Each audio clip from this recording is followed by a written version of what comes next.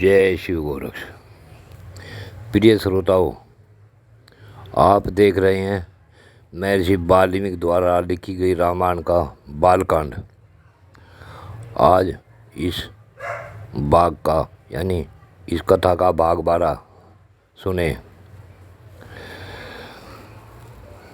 महाराज दशरथ बसंत ऋतु के बीतने पर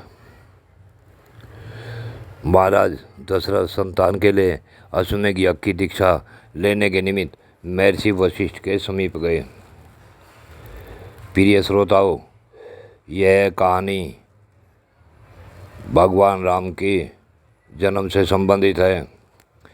रामायण में महर्षि वाल्मीकि ने जो कुछ भी लिखा है उसे सुनने से मन को शांति मिलती है, तो इसे बड़े प्यार से सुने और पूरी देखें।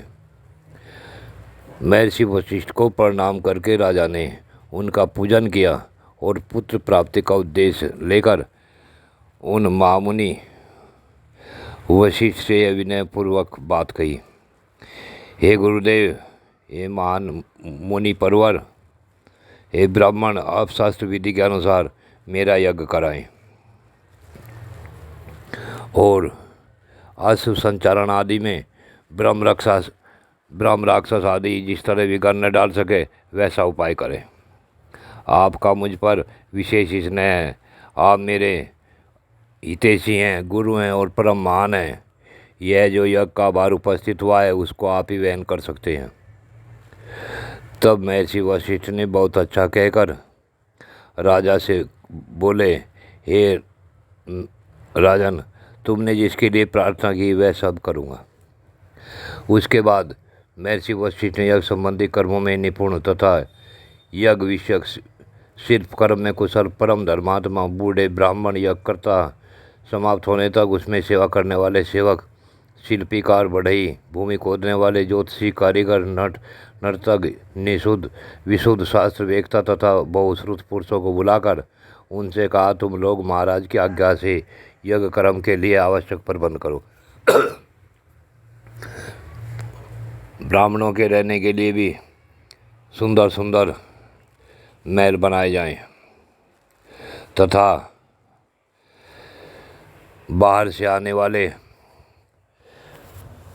दूसरे राजाओं के लिए तथा बाहर से आने वाले सभी अतिथियों के लिए सुंदर घरों की व्यवस्था हो तथा उन सब में खाने पीने की प्रचुर सामग्री भी संचित हो। ऐसी व्यवस्था हो जिसे सभी वर्ण के लोग भली भांति सत्कार महसूस करें। काम क्रोध के वशीभूत होकर किसी का भी अनादर नहीं करना चाहिए। जो सेवक या कारीगर धन और भोजन आदि के द्वारा सम्मानित किए जाते हैं वे सब परिश्रम पूर्वक कार्य करते हैं। उनका किया हुआ कार्य सुंदर ढंग से संपन्न होता है। तब वे सभी लोग वशिष्ठ से मिलकर बोले, आपको वैसा अभीष्ट है उसके अनुसार ही करने के लिए हम अच्छी व्यवस्था करेंगे। कोई भी काम बिगड़ने नहीं पाएगा। आपने जैसा कहा है हम लोग वैसा ही करेंगे, उसमें कोई त्रुटि नहीं आने देंगे। उसके बाद महर्षि वशिष्ठ ने सुमंत्र को बुलाकर कहा, इस पृथ्वी पर जो जो धार्मिक राजा, ब्राह्मण, क्षत्रिय, वैश्य और सहस्रों शूद्र हैं उन सबको इस यज्ञ में आने के लिए निमंत्रित करो। सब देशों के अच्छे लोगों को सत्कार पूर्वक यहाँ ले आओ। मिथिला के स्वामी सूरवीर महाभाग जनक सत्यवादी नरेश हैं। उनको अपना पुराना संबंधी जानकर तुम स्वयं ही जाकर उन्हें बड़े आदर सत्कार के साथ ले आना।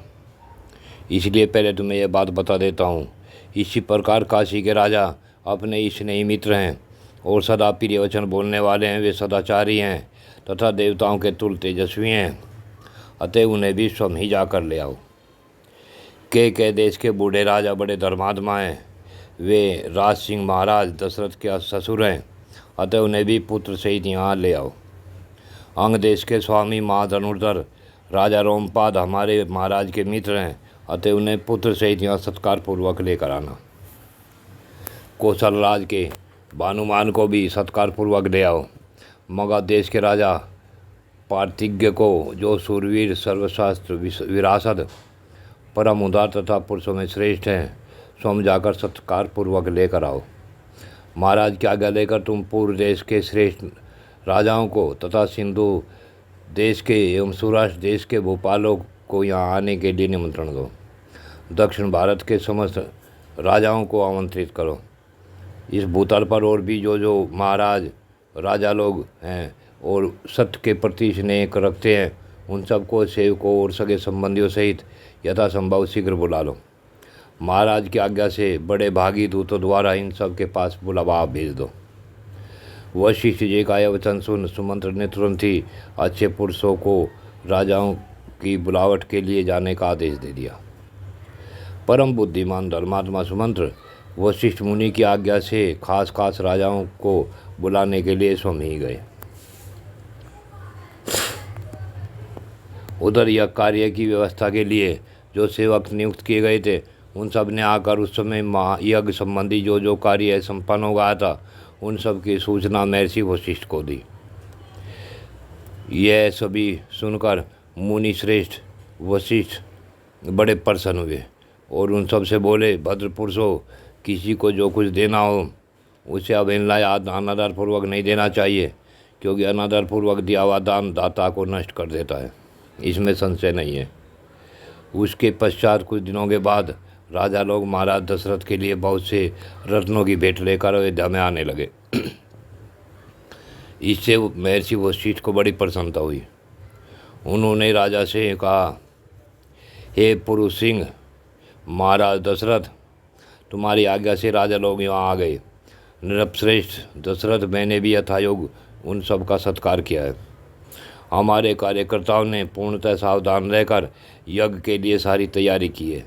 अब तुम भी यज्ञ करने के लिए यज्ञ मंडप के समीप चलो।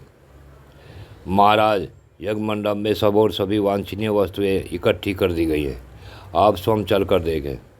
यह मंडप इतना शीघ्र तैयार किया गया है मानो मन के संकल्प से ही बन गया हो। अब मुनिवर वशिष्ठ तथा महर्षि श्रृंगी दोनों के आदेश से शुभ नक्षत्र वाले दिन राजा दशरथ यज्ञ के लिए राजभवन से निकले। उसके बाद वशिष्ठ आदि सभी श्रेष्ठ द्विजों ने यज्ञ मंडप में जाकर महर्षि श्रृंगी को आगे करके शास्त्रोक्त विधि के अनुसार यज्ञ कर्म का आरंभ किया।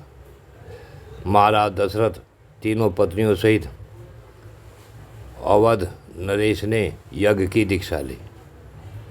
दीक्षा लेने के पश्चात अब आगे का भाग कल सुनेंगे। जय शिव।